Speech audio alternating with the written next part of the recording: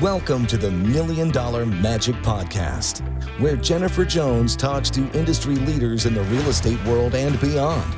From scaling businesses to manifesting health, wealth, and happiness. It's time to unlock your next level of success. Hey everyone, it is Jennifer Jones, and I am here today with the amazing Carol Neira. Now, Carol got into real estate relatively recently and basically during COVID, right? Because when did you actually join? Yes. So thanks for having me on, Jen. I'm super excited to chat with you today. My Uh, pleasure.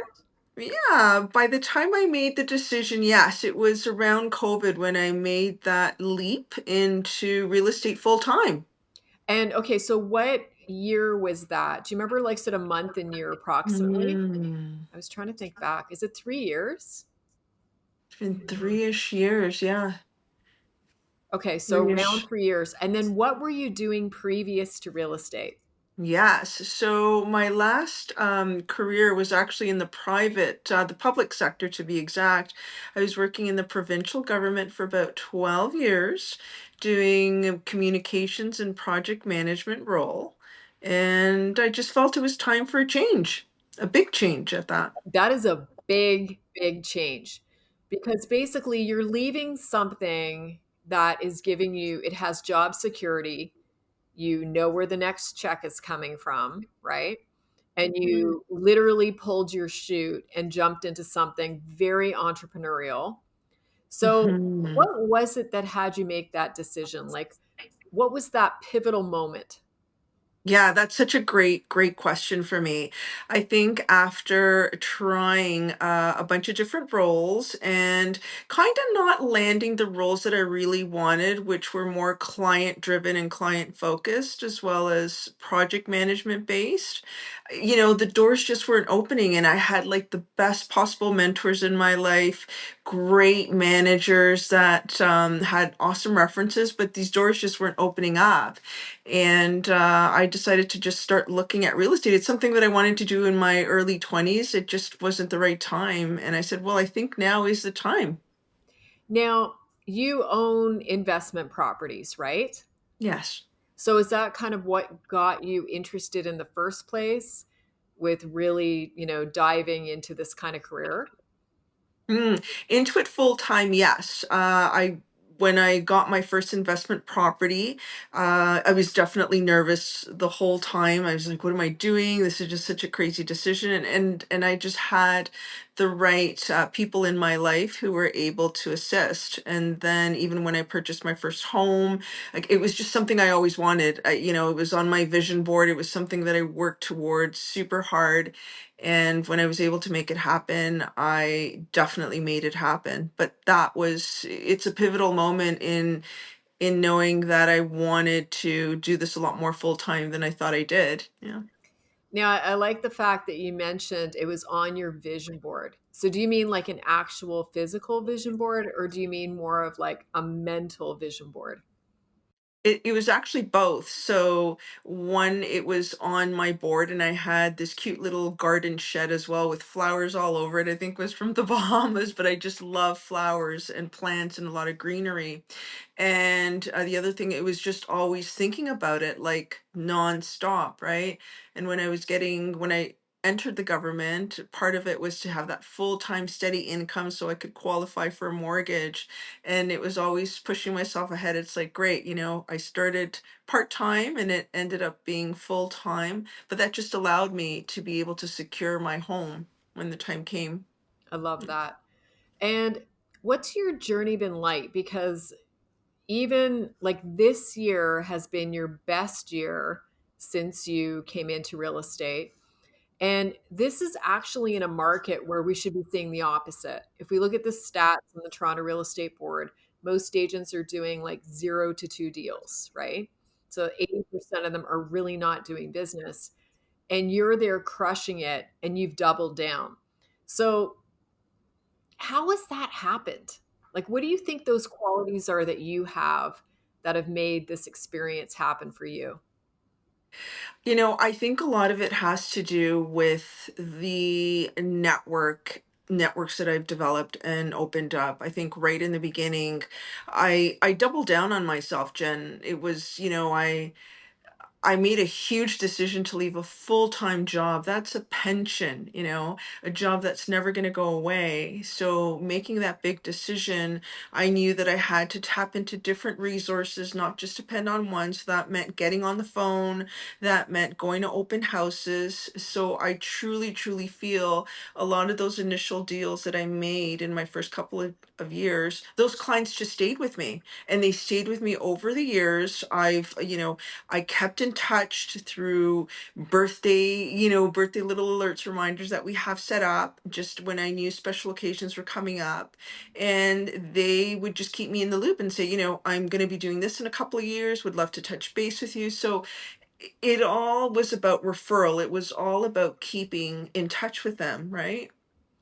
Yeah, and we had a conversation the other day, and you were saying, I get up every day and I bet on myself, Hmm. right? So that Yeah, I idea of do. like, no one's coming to save me, right?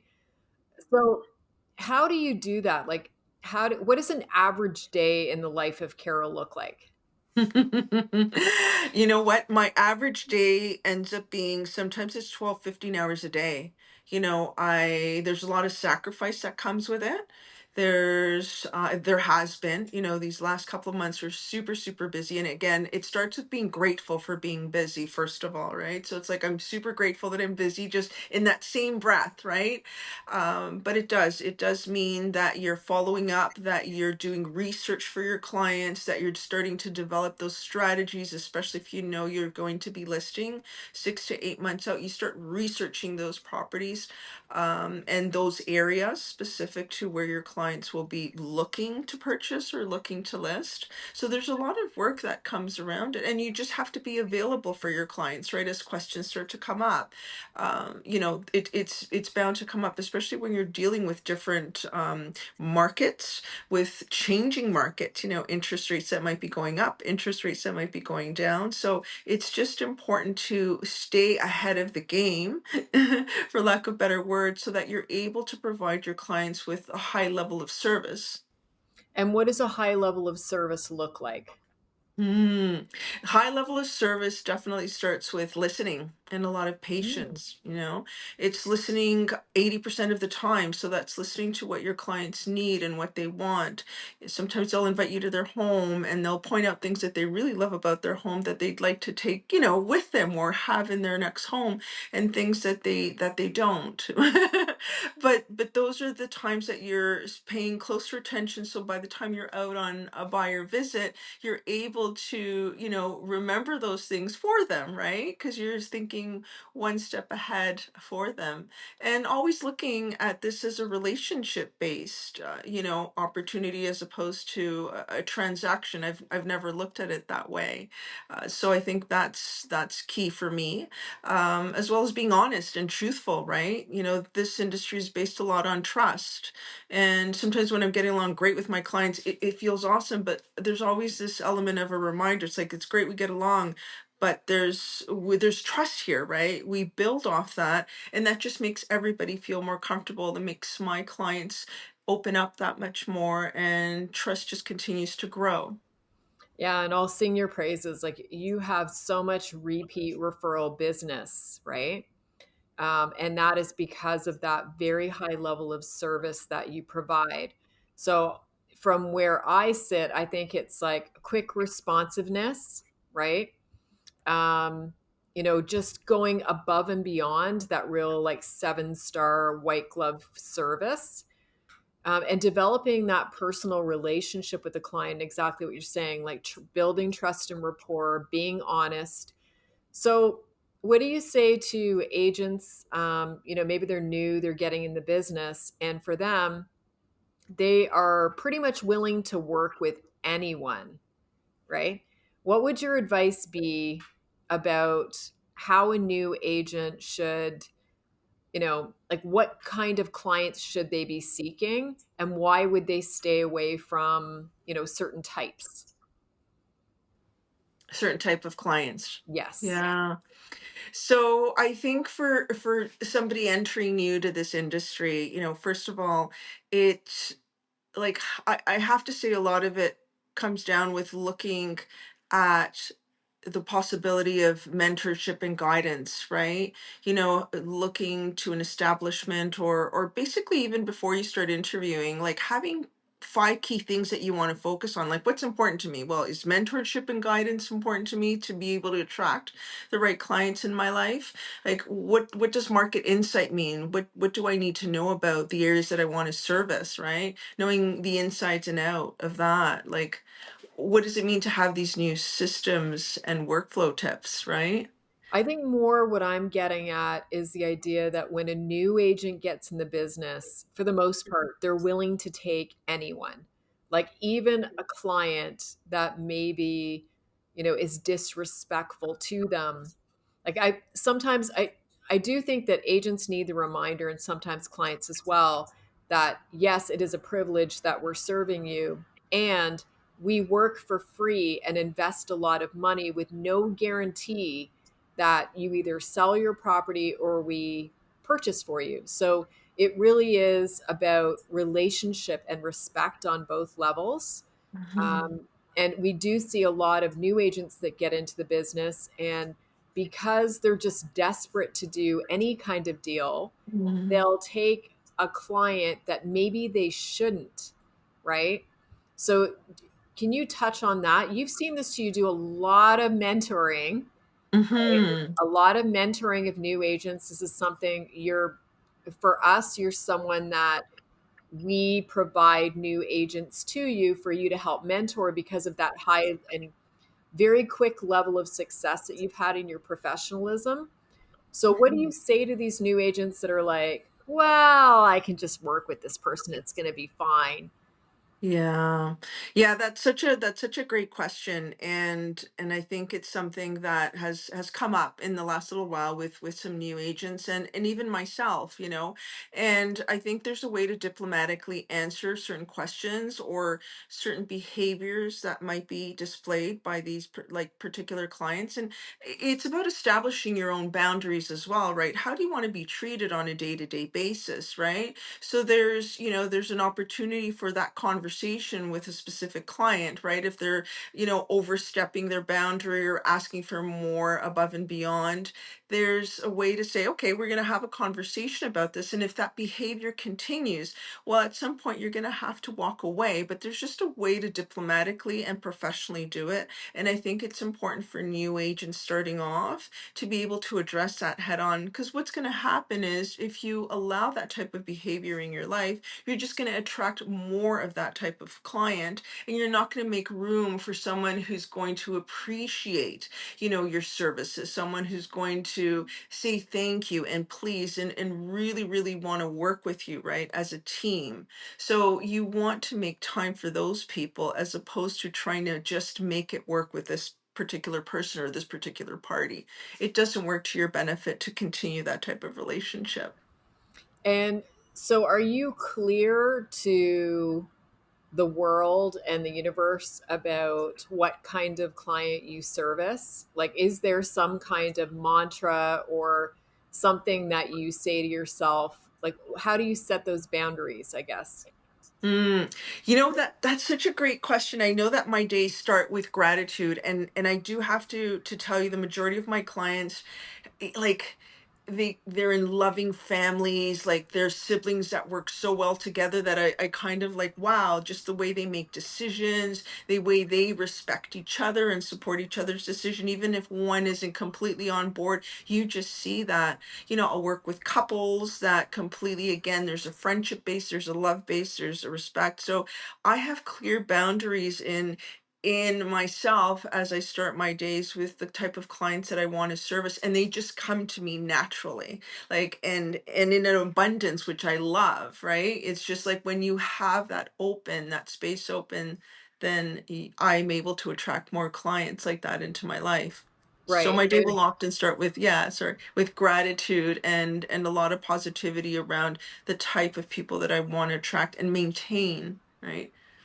now, how would you reframe? So, let's say you're dealing with a particularly challenging client, and this is, it's very common in this kind of market where a lot of realtors Mhm. are carrying listings where they need to do a significant price improvement, let's say, to get that property sold. So, how do you work and have those conversations with that type of client? What's your advice to agents on how to manage those Mhm. talks? Yeah, another great question. I think the beauty of something that we've incorporated in our team, which really helps out, is the weekly stat reports and analytical reports that we're able to reference on a week to week basis. So as I'm coming up closer to that conversation, I'll start referencing a lot more during conversations about those particular properties. So by the time I'm sitting down or having that conversation, it's not new, right? Because we've been having this conversation indirectly on a weekly basis, but now by the time we sit there, it shouldn't be brand spanking new, right? Because a lot of that information has already been given to you. We're just trying to make those final decisions, which are to, my client's benefit, right? Especially if they Yeah. need their home to move, right? Especially if they needed to move in a specific timeline. Yeah, and it's interesting. So that's called List Track for anyone who doesn't know. It's List TRAC. This is free to you if you are a member of the Toronto Real Estate Board. And these reports that get sent out, you just email them to your client. You can choose your day, and it's giving them how many people looked at their property, how many people favored it, asked for driving directions, like which of the different sites that have pulled people in, were there any inquiries? And then where's that heat map that shows where those potential buyers are located?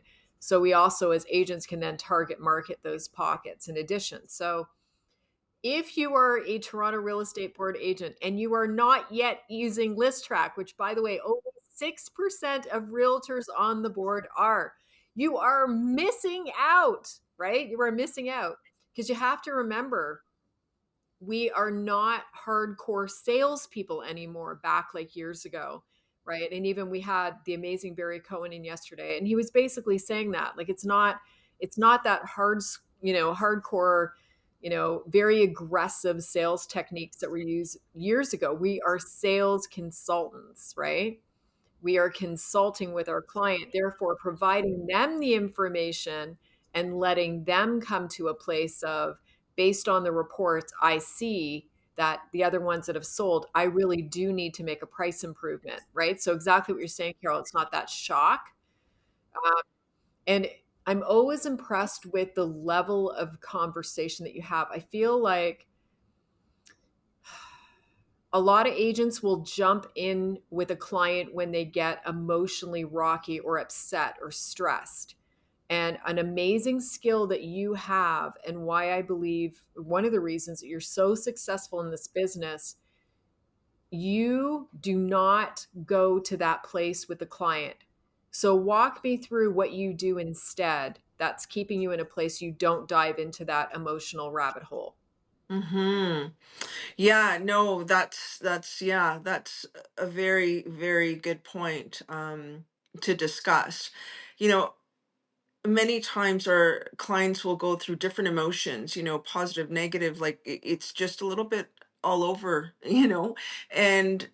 and I think as the real estate agent, you need to understand that you can't jump on that bandwagon, that roller coaster. You need to be that sounding board where you're coming in with a different perspective, right? Going back to reminding them like why we are here, right? And just toning down that level of emotion, giving them some time to breathe, some time to think about it, especially if we're in the middle of making a big decision. Time is key and critical. Sometimes even we'll ask for a 24-hour irrevocable even if they don't want it. It's like, no, no, no, I think it's an opportunity for us to take. It's here on the table. Let's take the full time just to make sure that my clients are making the most rational decision, and it's not based on emotions, right? If number one, a decision needs to take place. Number two is, yeah, sometimes, even during certain visits, for example, or things that are going on with listings, again, emotions might run high, especially if they want things done in a particular certain way. It's just having those conversations about, things aren't necessarily going to go as we planned, but that's what we have to walk through and navigate through that unexpected, right? And trying just to normalize things as much as possible, because they'll often look at you and say, is this normal? Like, is this normal? And you need to provide that background experience. And that's where that expertise comes in, where you can, make it more everyday. This is not out of the ordinary. This is how we're going to run with this situation. These are your options, and this is how we can continue. So that just makes them feel more comfortable and more at ease, right? Yeah, Yeah. without that time pressure. And how would disc profile play into that? So for anyone who doesn't know, we use a lot of a disc profiling, which is 4 distinct personality types. Okay. Carol is aware of them. So how do you think disc profile would play into, let's say, your management of a seller depending on their disc? How do you adjust? Mm, very much so. If I have someone with a high I, and they're starting to make decisions more on an emotional basis, I have to just step back and step back with them. Kind of go back to a lot of the black and white facts that we've discussed and just revisit that, right? Again, before my client is put in a situation of making a decision or just going back through certain scenarios, and I find that calms them down, right? If I have another client who is more prefers analytics and data, just going back to, Yeah, sorry. I was going to say, so you're with the analytics and data for everyone, that is like your high C. That's like super high detail, conscientious, right? Hmm. Yeah. Hmm. So for high C, what do you do? Definitely provide a lot of the research and background that my client will be looking for, and you start to tap into specifically what type of data they like or they will appreciate, right? You just Right. don't want to send them a bunch of listings without providing background explanation as to why these particular ones are being used as an example, right? And sometimes you have to expand on that search that you might be looking for. So you oftentimes need to be thinking outside the box, right? And just being able to provide a thorough background on the research that you've done. And trust me, your clients will appreciate this because they can see you're thinking outside the box, and that's what they want, Yeah. right? Yeah. Agreed. What if you're dealing with someone like a high D, like a CEO entrepreneur? What do they Hmm. want and how They just fast do want they want it? facts. Yeah. ASAP, right away, Yeah. facts, just give it to me right away, summarize it, executive summary, don't need a lot of the background. It's nice to have, but they just want things bulletproof, bullet form in a summary, and let's get to this, just so that they can quickly make their decisions. Yeah. Right. And And it's, yeah. it's so critical, right, that you're reading people, and I think that's another amazing skill you have. You're very high social EQ, and you are reading the person that is sitting across the table from you, so to speak, right? So Hmm. where does that skill come from? Do you think that's a life skill, or were you born with that? Oh, that's a good one.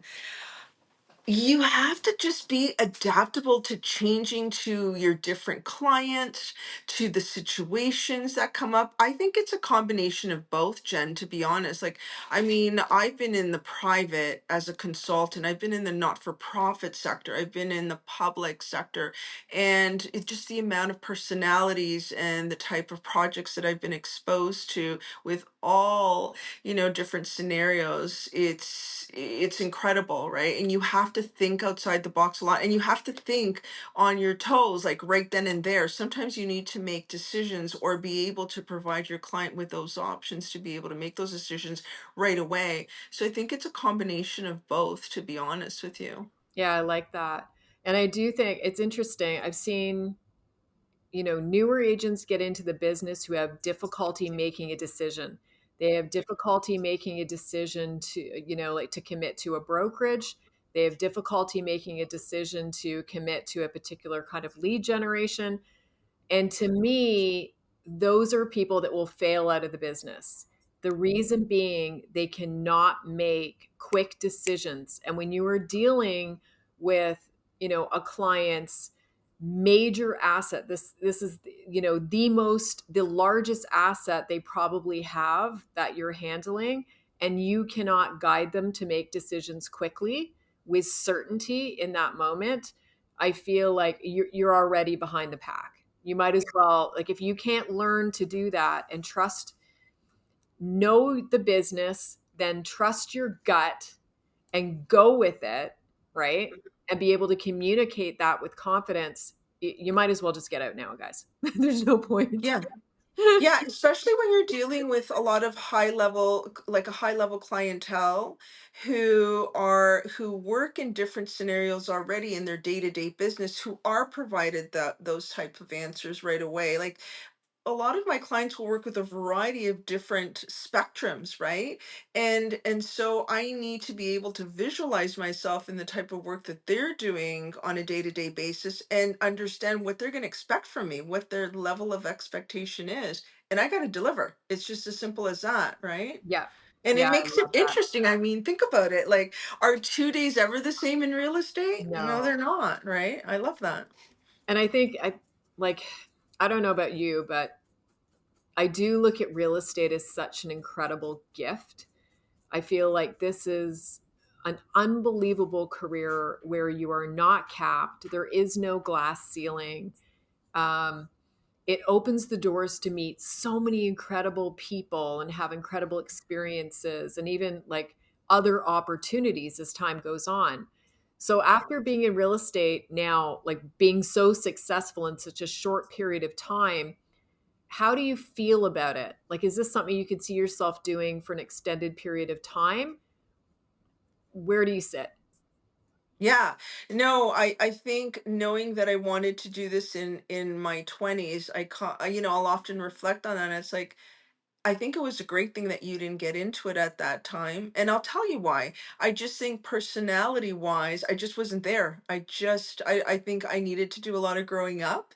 And, with the life experience that I've had over time in the many different roles in my career, and what I've been exposed to, I think I'm only in a better position to service my clients. So I definitely see myself in real estate for a very long period of time. And again, it comes from the fact that I've had the opportunity to do different roles already, right? I've been in the office, I've been in the cubicle, like I've been in those places, and, understanding that it's had its benefits, but I definitely don't see myself there long term. I see myself in a position where I'm able to deal with clients, where I'm able to work on, I see it as sometimes projects. I'm working on multiple different scenarios, properties, and those to me are become projects, and with clients, right? That's always what I wanted to do.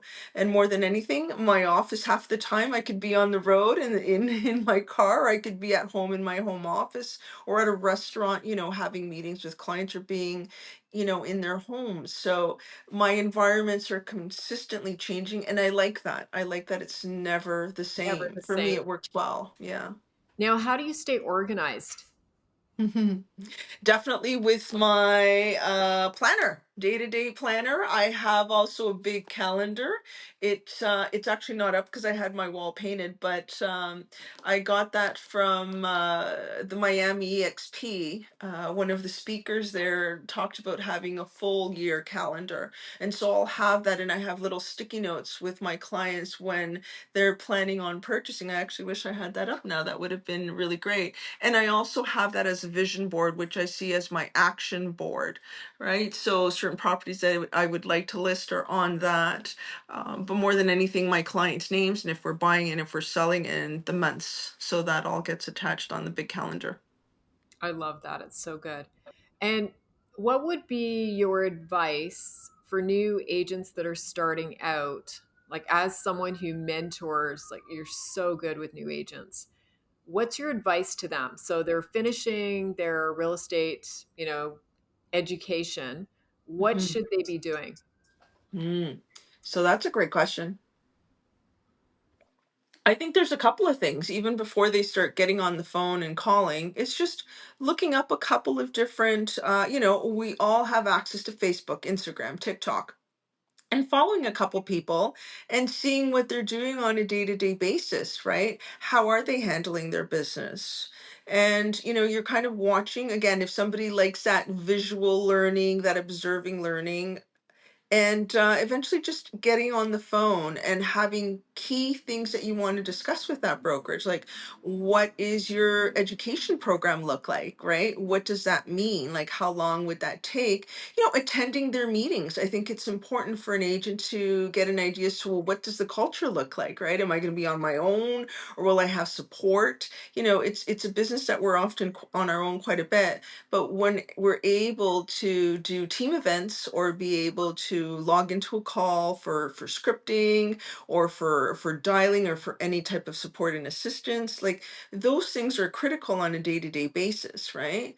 Again, everybody likes their day structured differently. I personally appreciate structure. Some people don't, but I like to know that I have somewhere to go every day, like within my team. There's a number that I can call, 9:30, like dial sessions that we have. We have meetings 3 days a week. Again, I like that. It's not for everybody, but I'm always learning. Those are learning opportunities. And in this industry, it's never the same. You always have to stay on top. So those are some of the key things, and understanding systems, being able to learn what the CRM system looks like, which would it's a customer relationship management system, and a lot of the times, if someone's not doing real estate for their first time or as their first career, they would have already been exposed to a different type of CRM system, right? So again, you take a lot of those skills that you've learned there and you move them over to your new CRM, right? However you used to track that once upon a time, great. Move that over and start tracking all those little key things. Your client owns a dog, owns three dogs, they like art, whatever it is. You want to be able to write all those things down. They just got a new baby, they just had a new baby, 3 weeks old. Like, you want to be able to be able to communicate with your potential clients on a different basis, right? Those touch points. So here are other things that you can touch base with them about. But there's quite a bit, but just summarizing exactly what you want, key things out of your brokerage. What does their educational component look like? What does the support and mentorship look like? And opportunities, right? Yeah, and it's interesting. I think for a lot of agents, believing they don't need a schedule or accountability at the beginning is a mistake. That is something I do believe. We're bringing it in even a little bit stronger into what we're doing, because I feel like if you don't want to leave people, if they're coming to you and trusting you that you're going to be able to help make them successful, right, and help guide them, I feel like we have to be able to love them enough, that we hold them accountable to what their commitments are to achieve their goals. So I think, just that question of, are you willing to allow us to hold you accountable, right, to what it is that you set out for yourself to achieve, or not? Because if you are, we're going to hold you accountable. We're going to help you get there. So I think being careful too with, when someone's choosing a brokerage, going with a brokerage where you have someone in the office, like a broker or a manager, who doesn't really sell or never really sold at a high level recently, because the challenge becomes they don't understand how things have changed. They can be telling you to go out and do one thing where things are so much different in reality. Um, and I loved your advice about having them follow people. My only advice would be, there is a lot of smoke and mirrors online. So there's a lot of people that look like they're a productive realtor and they do well, but because we pay for the IMS stats, so we can actually look up to see the true production of an agent, we know who's doing well and not. And sometimes the loudest voices on social media are doing almost no business. So being careful with that, and looking around at whose signs are out in those areas you want to be, and then looking them up, like look them up even on realtor.ca, type that agent's name in, see how many listings actually pop up under them. you know is this someone who's doing business that's going to be able to be a great mentor, right? Like you. So just being careful as a new agent, where are you going? Are you going to have just a sales manager at the office to touch base with, or Do you really have a mentor and someone that's going to love you, pour into you, you know, be available with processes and systems every single day to make sure that you hold yourself accountable to be successful? So I think that's the difference. And what qualities, like if you could on your hand, on one hand, list 5 qualities that you think a really amazing agent should have, what are those 5 things? Hmm. Definitely qualities wise, I would say be able to know how to problem solve. That's a huge one, for sure. Your negotiation skills, like that is another critical factor that you want to be able to, improve if you know that you lack it a little bit. There's definitely lots of resources to improve those skills on. Another quality would be you want to be client focused, right? Client centered approach. Like you want to have that under your belt. Local experience, you want to be able to have that. And what else? Being able to be adaptable to a changing market. I think that's another critical skill that you want to be able to have and be able to bring to the table. Now, what would you say right now? Like, if someone asked you, a client calls you up and says, "Hey, how's the market?" How do you respond? Yeah, that's I like that question. It's definitely, well, you're shaking your head up and down. You say, well, are you looking to buy, to sell, lease, or invest? And that's kind of how you start the conversation, right? Just to get a better understanding of exactly what your client is looking to do. Now, if I have a high-end luxury house and I want to do a downsize right now, what would your advice to me be if I'm not in a rush? If you're not in a rush, then it's definitely about seeing how the market is responding in that particular area and just being realistic, right? Having those hard conversations with your client right from the get-go.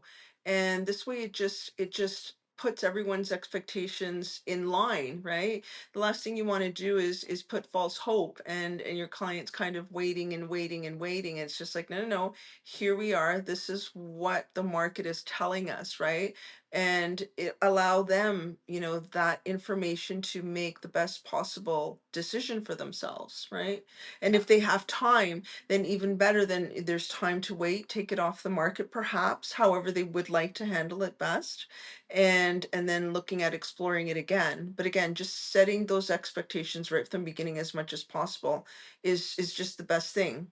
Yeah, because you're both investing a lot of time. Like as an agent, you're putting in a lot of time to Money, be able sorry? both. Time and Yeah, money, both. time Yeah. and money, right?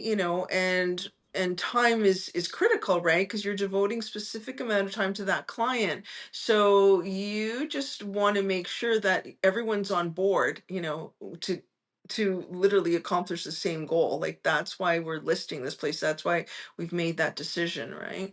Yeah. Yeah. And something that we talk about, because we do like the stats, right? So we get our stats every Monday and then doing the stats at the team meeting. I think like, luxury high end right now for most areas, and Carol's exactly right. It's like that consultative approach of what's going on in the pocket.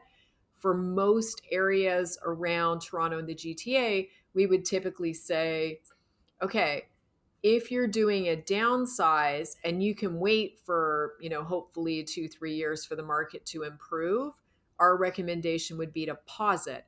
Now, that's not always possible because maybe there's a change in health or, there's something you really want to do. And we don't have the crystal ball to see into the future what's going to happen.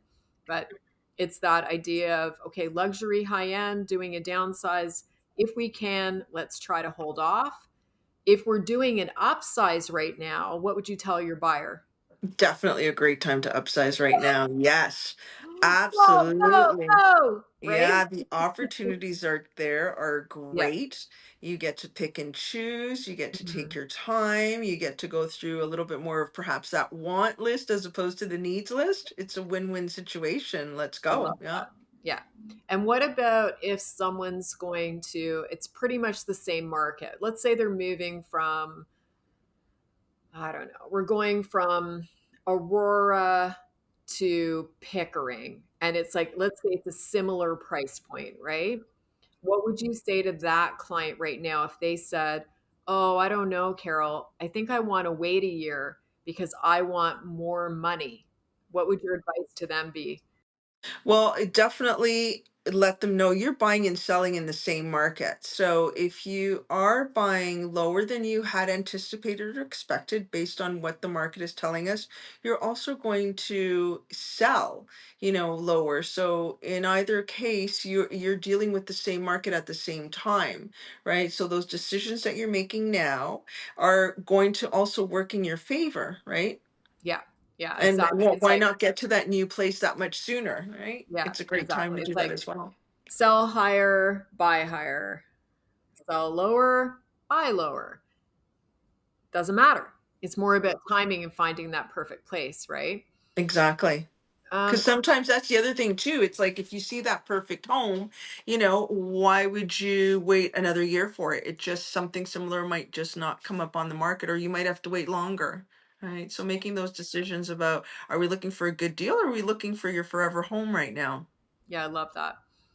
And something that I think I've identified, and I don't know how you feel about it, but I feel like agents that come into the business and do really well, like they tend to take off quickly.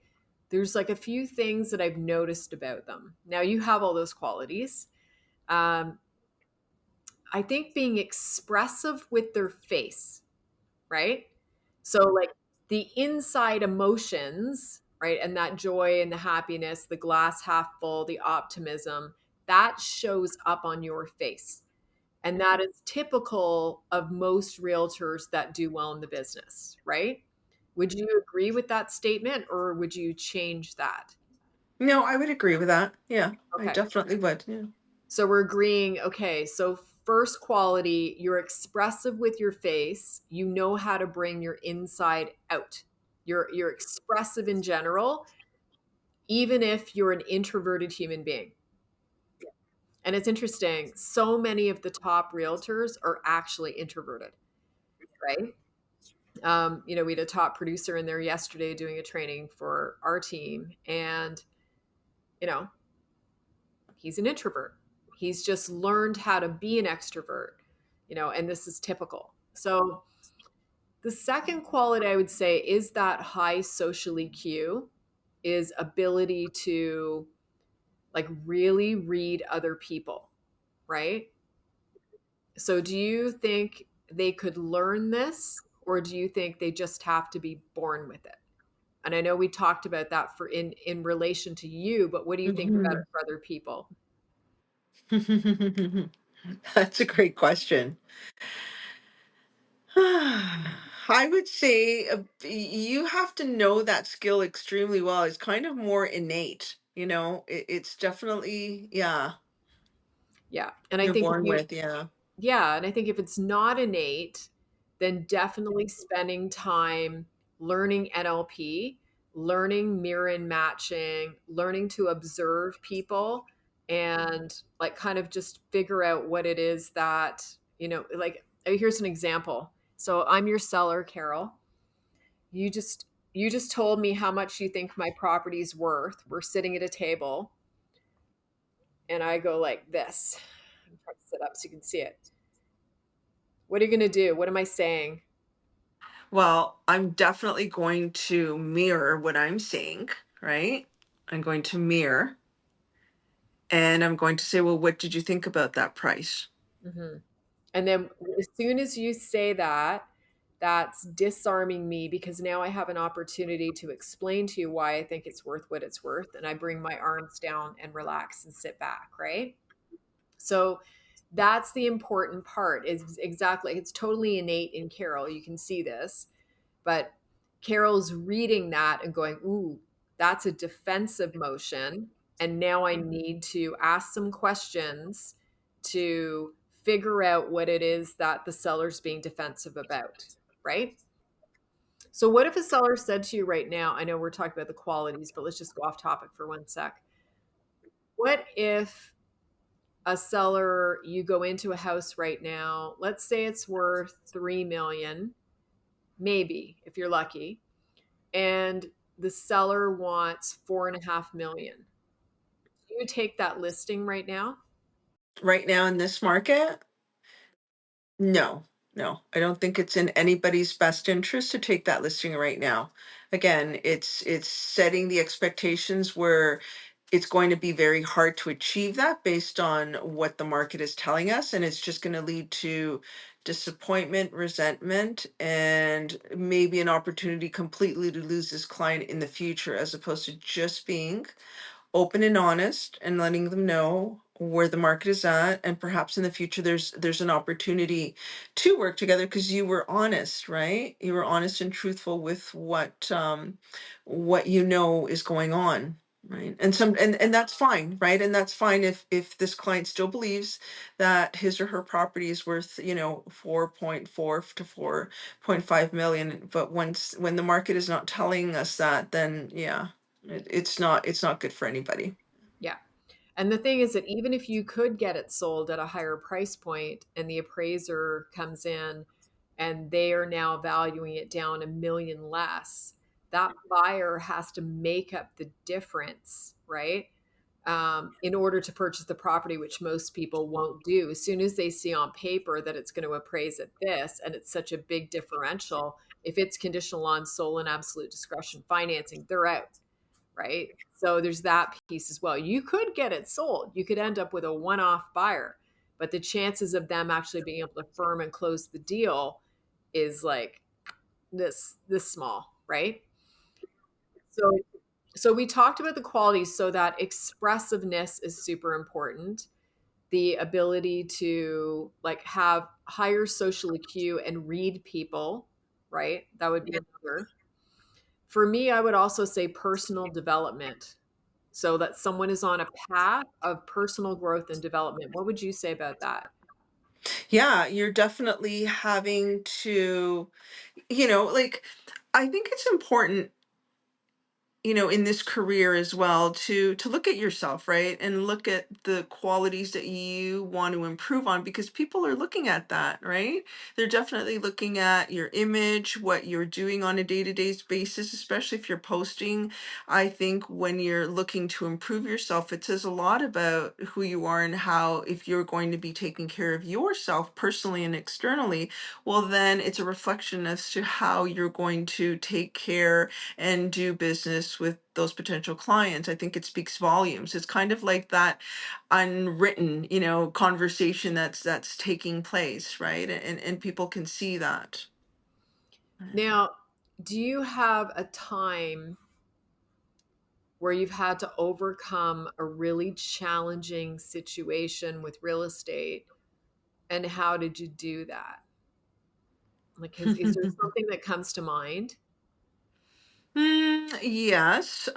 With real estate, it would be, when you're having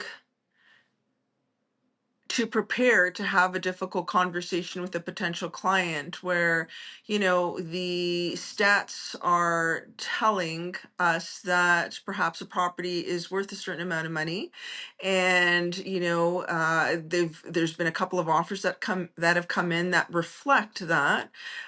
If you've had a broker's open that again are pointing those numbers in that direction, and if a client continues to want their own numbers, like, it's time to have that conversation. So, taking that as an example, it's kind of having, a bit of an inventory, right? You want to circle back to a lot of those different experiences and conversations that have come up over the year, as an example. And at the end, it's kind of like that reflection where, again, it's showing them that you've paid attention throughout this whole process, and that's why here you are kind of summarizing it for them, right? You're offering them feedback. It's constructive feedback. So, should they choose to work with you or should they choose to move on, that's fine. But here you are going through your full due diligence of providing that information because you're looking at servicing this client in the best possible way, right? And so that's a reflection of who you are. And well, guess what? No one can take that away from you, right? Because it's just who you are, right? And why Yeah, wouldn't no you do kidding. that? Yeah. Yeah, no kidding. Oh my So that's goodness. how I would manage, yeah, that kind of a difficult conversation that is bound to come up in someone's career. It's just completely normal. And then you just become more comfortable, right? It just becomes more comfortable with the language, with what you're going to discuss. And I think that puts you in a better position. It just makes you a stronger realtor overall. Yeah, I love it. It's so good. Well, I want to thank you, Carol, for coming on today and having this amazing conversation. I hope everyone gets a lot of benefit out, especially all you new agents. And what's the best way for them to contact you? Yeah, definitely. They can definitely see me on social media. You know, I'm there, and call me directly, for sure. And I'd love to continue. What would be the best phone number or email for you? Yeah, it's probably my number. So 647-774-6226. And yeah, let's continue the conversation. Ask away. I think there's always it's great to talk to different people and get their perspectives, and then form your own decisions with how you want to take your career forward. I love it. So good. Well, thank you so much. This has been amazing, and I will Thank see you, you soon. Jen.